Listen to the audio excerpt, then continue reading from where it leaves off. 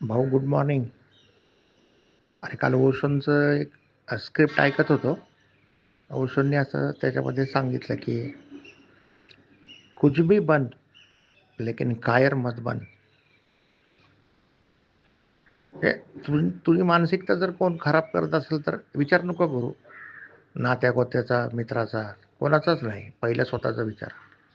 स्वतःचा कॉन्फिडन्स महत्वाचा आहे. पहिला सेल्फ कॉन्फिडन्स, नंतर बाकीचे बघ सगळे. कुछ भी बन, लेकिन कायर मत बन. आणि ज्या गोष्टी कायर तुम्हाला बनवतील त्या तोडून टाक. आतबामध्ये सगळेच मारणारे जे आता जगतायत ते लाखो करोडो लोक रोज मारतात. परत मग जीवाणू आहेत, प्राणी आहेत, अनंत विस्तार आहे त्याचा. आणि मालक तो आहे. तो बघाल त्याच्या त्याच्या संसाराचं काय करायचं. तू त्याची काळजी नको करू. तू पहिली स्वतःची काळजी घे. कुछ भी बन, लेकिन कायर मत बन. बस एकच सूत्र असं आहे ना, ह्याच्यातनं सगळे सूत्र निघतात मग. आणि अत्यंत खरं आहे बरं का. तुमचाच कॉन्फिडन्स लूज झाला तर संपला विषय. आता तुम्ही कमजोर झाला तर घरातले सुद्धा तुम्हाला किंमत देत नाही. आज तुम्ही पैसे कमवून आणता म्हणून तुम्ही घरातले मानतात. जर तुम्ही हांतरून धरलं, घरच्या मंत्र्याला हे कधी मरतंय, काय याचा उपयोग.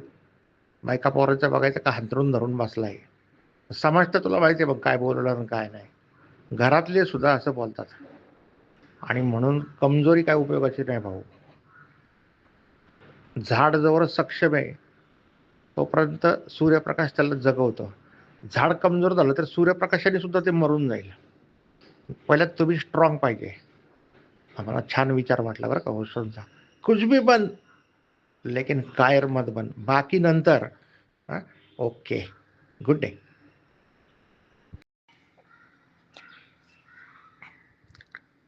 मित्रांनो, नमस्कार. काल आपण ओशोंच्या एका विचारावर चर्चा केली होती की कुछ भी बन, लेकिन कायर मत बन. आता याचा दुसरा भाग आज. आपण काल जी चर्चा केली त्याचा दुसरा भाग आज. आपण जर आपला इतिहास बघितला तर म्हणजे भगवान श्रीकृष्णाला आपण पूर्णावतार मानतो. हिंदू धर्म पूर्णावतार मानतं. म्हणजे प्रभू रामचंद्राची भूमिका चांगली पण अंशावतार आहेत. पण हिंदू धर्माने भगवान कृष्णांना पूर्णावतार मानलेलं आहे.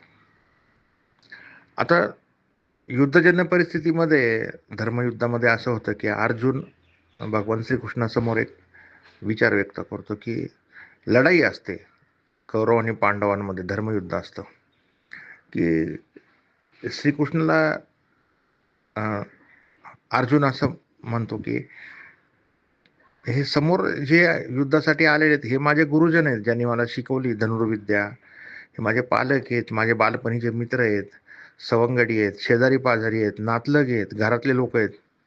त्यामुळे मला असं त्यांना मारूशी वाटत नाही. माझा बाण म्हटले मी चालवू शकत नाही.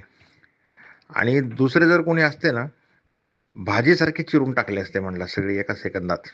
एवढा मी शूरवीर आहे, पण मला आता शक्तीच नाही राहिली म्हणलं, मी यांच्या विरुद्ध नाही लढू शकत.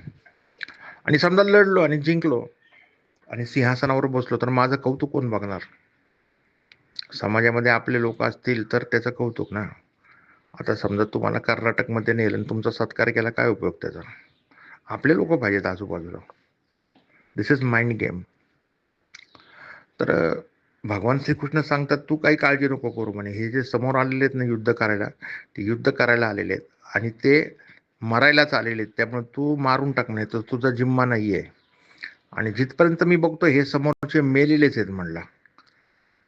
त्यामुळे तुला तुझं काही दोष नाही, पण तू निर्णय कर की तुला काय करायचं. तू स्वतःला खच्चीकरण करून घेऊ नको.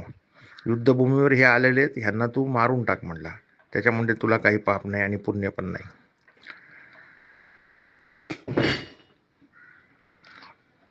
म्हणजे एक दुसरं उदाहरण तुम्हाला देतो. आता अध्यात्मामध्ये फार गहरी समज पाहिजे बरं का, की एक ताट वाढलेलं आहे बाबा, दिसतंय आपल्याला. मग मी खाऊ का नको, ते कोणाचं ताट आहे, खाऊन टाक. तू नाही जेवलं तर दुसरा जेवणारच आहे तिथं कोणीतरी, त्यामुळे तू टेन्शन नको घेऊ. तुझी इच्छा झाली का, तू इच्छा नको मारू, तू जेवून घे तिथं. तू बाकीचा काही विचार नको करू, पाप आहे का पुण्य आहे. तर असा विषय येतो. त्याच्यामुळं भगवान श्रीकृष्ण भगवान श्रीकृष्ण फार मोठी व्यक्ती होऊन गेली आणि बरं झालं गेली. नाहीतर काय माहिती आहे का, भक्तिभाव, नृत्य आणि सगळंच नाही का, म्हणजे ह्याच्याकडे लोकांनी वाईट दृष्टीनेच बघितलं असतं. प्रेम असेल किंवा ह्या सगळ्या शृंगाराच्या गोष्टी असतील, भगवान श्रीकृष्ण झाल्यामुळे त्याला एक राजमान्यता मिळाली. असे चांगलेच आहेत. जिससने सुद्धा प्रेमाचा संदेश दिला. आता विषय असा आहे की भगवान श्रीकृष्ण, हा मला का भावतं हे व्यक्तिमत्व फार, तर त्यांचे जे निर्णय आहेत, ते भूतकाळ आणि भविष्यकाळामध्ये रिलेटेड नाही आहेत. वर्तमानातच जगले भगवान श्रीकृष्ण. वृंदावन सोडलं आणि पुढे गेले तर परत वृंदावनाकडे मागे नाही बघितलं. म्हणजे भगवान Shrikrishna was politician, diplomat politician, result oriented. काही कशाचा विचार केला नाही त्यांनी जेव्हा युद्धजन्य परिस्थिती निर्माण झाली. आणि असं म्हणतात की प्रेमात आणि युद्धात सगळं माफ असतं. आता विषय असा आहे की ते वर्तमानात जगले आणि मला फार त्यांचं व्यक्तिमत्व का भावतं, तर ते असं बघायचे, विचारायचे कोण आहे बाबा, कंस मामा आहे, काय करतोय, असं असं करतोय, किल हिम. तिथंच निर्णय लगेच त्या त्या वेळेला, परत मागचं पुढचं काही नाही.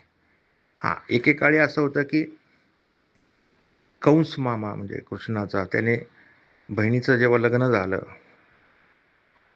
तेव्हा सारथ्य केलं होतं रथाचं.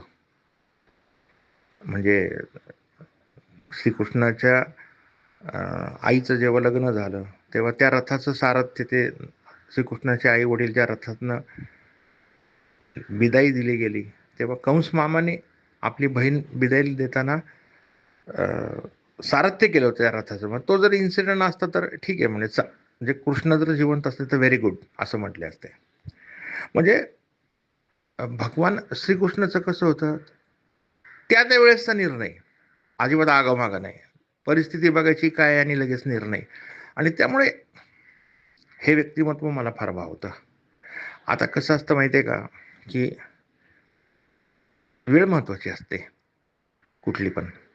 आता एकेकाळी असं होतं की स्वातंत्र्य प्राप्तीपूर्वी महात्मा गांधीचे जे भगत होते, ज्यांनी देशासाठी कार्य केलं, ते दारू पित नव्हते, खादी घालायचे, मांसाहार नाही, देशाची सेवा, लोकगीत, समाजाची सेवा.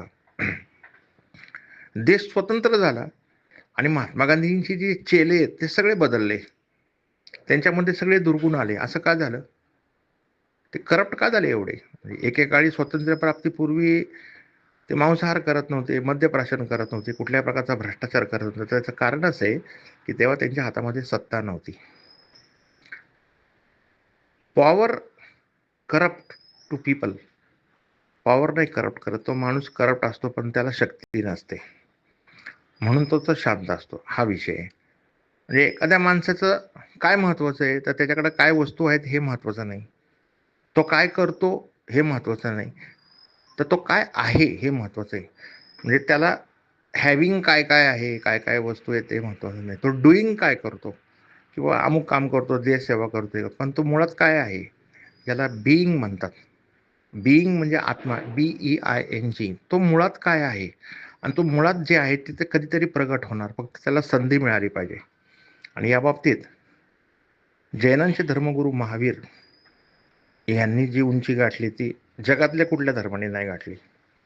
महावीरांनी खूप 12 वर्ष मौन राहिले आणि साधना जेवढी, म्हणजे हिमालयामध्ये जसं गौरी शंकर आहे तसं महावीर. तर महावीर नेहमी म्हणायचे की एखादा विचार तुमच्या मनामध्ये आला तर कृत्य घडलं. आपण म्हणून नाही कृत्य केलं नाही, विचार मनामध्ये आला म्हणून कृत्य घडलं. कृत्य का केलं नाही, तर आता कसं आहे की तुमच्या मनामध्ये विचार आला बाबा, अमुक एक मुलगी, तिच्याशी माझी मैत्री होईल का, मी तिला प्रपोज करू का, ती माझ्याबरोबर सिनेमाला येईल का, ती माझ्याबरोबर हॉटेलमध्ये येईल का, हा विचार तुमच्या मनामध्ये आला आणि तुमचा उद्देश क्लिअर झाला आणि ते कृत्य घडलं, असं महावीर म्हणायचे. मग आता तो माणूस हे कृत्य का करत नाही, त्या स्त्रीबद्दल त्याला ज्या भावना आहेत की ती माझ्याबरोबर सिनेमाला येईल का, ती माझ्याबरोबर हॉटेलमध्ये येईल का, तर समाज आहे, परत ती नाही म्हणली तर काय होईल, परत ह्याची स्वतःची बायको आहे, मुलं आहेत, मित्रमंडळी आहे, घरातले लोक आहेत, ही भीती आहे त्याच्या मनामध्ये. म्हणजे एखादा मनुष्य हा चुकीचं वागत नाही, पण उद्या जर तो त्याच्यामध्ये हातामध्ये जर सत्ता आली, पॉलिटिशियन झाला, पोलीस डिपार्टमेंटचा प्रमुख झाला, तर मग तो मग नाही ऐकत कोणाला. मग त्याला माहिती आहे आता समाज नाही आणि कोण नाही, आता आता धाकधपाटशाही. कारण आता सत्ता हातामध्ये आहे. त्यामुळे सत्ता माणसाला करप्ट नाही करत, सत्ता माणसाला प्रगट करते. त्याचा मुळातच तो स्वभाव असतो, पण तो प्रगट होत नाही. सत्ता हातात आल्यानंतर बघा मग तो नाही, मग कोणाच्या बापाला ऐकत नाही. जसं एखादा मुख्यमंत्री असेल एखाद्या राज्याचा, किंवा पंतप्रधान असेल देशाचा, त्याची पत्नी पण कार्यरत असेल त्या देशामध्ये किंवा त्या राज्यामध्ये, तर त्यांचे जे कार्यकर्ते असतात त्या मुख्यमंत्र्याचे किंवा पंतप्रधानाचे, त्या कार्यकर्त्यांच्या मनात मुख्यमंत्र्याच्या किंवा पंतप्रधानाच्या पत्नीबद्दल वाईट भावना येत नाही. कारण त्यांना माहिती आहे काय होईल. त्यांच्या मनामध्ये वाईट भावना उत्पन्नच होत नाही. का तर त्यांना माहिती रिझल्ट काय होईल, गती करण्यात काय गती होऊच शकत नाही तिथं. असं माणसाचं मन आहे. म्हणून माणूस हा, महावीरांनी बरोबर सांगितलं की त्याच्या मनामध्ये विचार आला ना की कृत्य घडलं. म्हणजे तो काय हे कळलं, त्याचं बिईंग काय हे कळलं.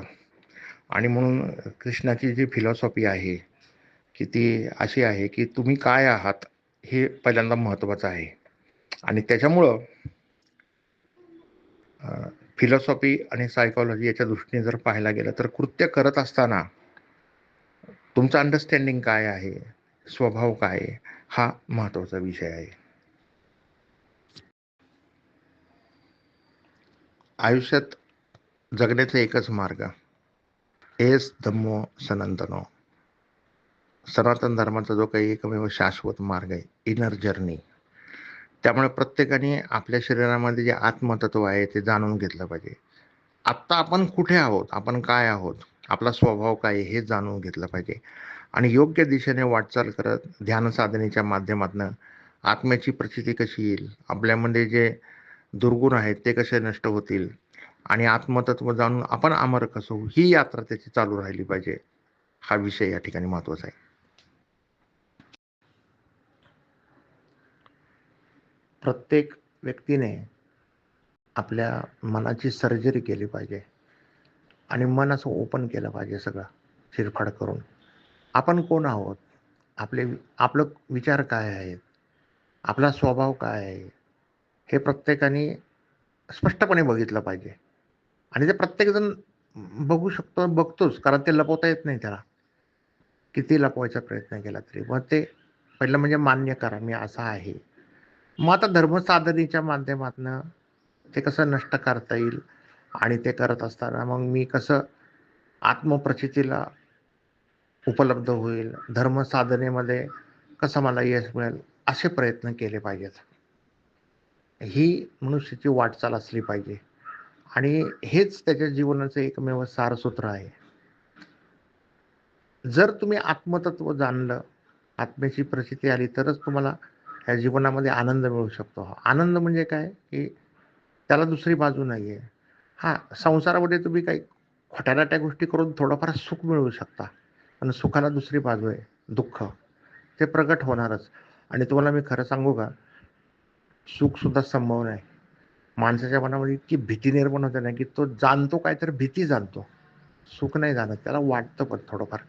आज थोडंफार सुख उपलब्ध होतं, नाही असं नाही. इतरांच्या तुलनेमध्ये त्याला बरं वाटतं.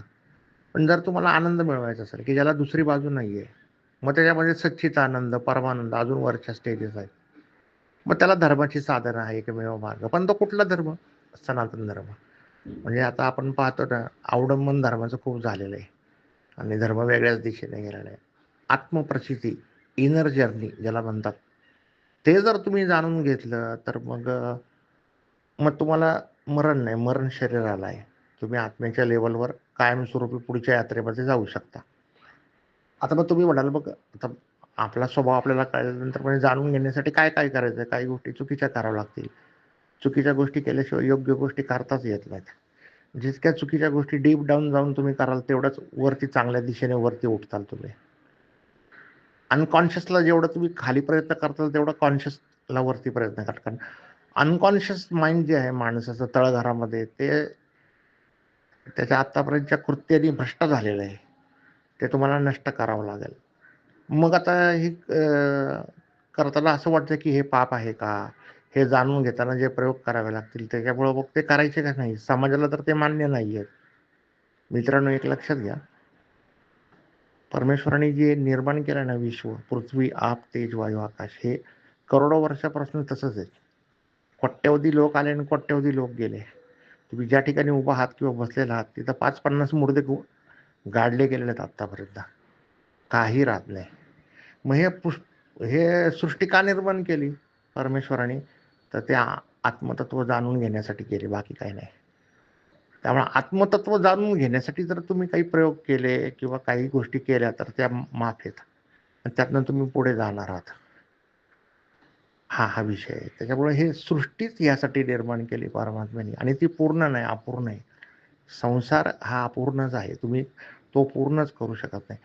आत्मतत्व जर तुम्ही जाणून घेतलं तरच मग पूर्णच कोणी, म्हणजे आत्म्याला सुरुवात आहे, शेवट नाही, मृत्यू नाही. आणि संसाराला शेवट आहे, सुरुवात नाही. पदार्थाला काय शेवट आहे? म्हणजे किती चांगला बंगला बांधला तरी 500 वर्षांनी, 1000 वर्षांनी ते मनुष्य किती स्वस्त असला, पैलवान असला तरी 150 वर्षानंतर का होईना तो मारणार. म्हणजे पदार्थाला शेवट आहे. आणि आत्मा याला बिगिनिंग आहे, शेवट नाही आहे. कॉन्शियसनेस, तो कॉन्शियसनेस जाणून घेणं हा धर्मसाधनेचा महत्त्वाचा भाग आहे. त्यामुळं परमेश्वरने हे जे निर्माण केलेलं आहे सगळं, ते त्याचसाठी तुम्ही आत्मतत्व जाणून घ्या. आता दालमूद म्हणून एक अशी किताब आहे की त्याच्यामध्ये नाही का छान विचार मांडलाय की परमात्मा तुम्हाला एक विचारेल की बाबा, मी तुला एवढे अवसर दिले आत्मतत्व जाणून घेण्यासाठी, तू भोगले का नाही? तुझी यात्रा अशी ठराविक चाकोरीत का गेली? पण तू चुकलास. तुला ते सगळे मी उपलब्धी करून दिली होती. हा पण थोडंसं कधीतरी तुम्हाला समाजाच्या विरुद्ध जावं लागेल, कारण समाज त्याच्यासारखा जर तुम्ही राहिला तरच तुम्हाला मानतो, नाही तर तुम्हाला हुक्का पाणी बंद करून टाकतो, चहा पाणी बंद, येणं जाणं बंद, बातचीत बंद. मग तुम्हाला एकटं राहावं लागेल, एकटं पडावं लागेल, आणि तुम्ही तुमच्या यात्रेमध्ये राहायला पाहिजे. तर हा म्हणजे माणसाचा जो जन्म आहे किंवा अनेक जे जन्म आहेत त्याचं सारभूत तत्व हे आहे.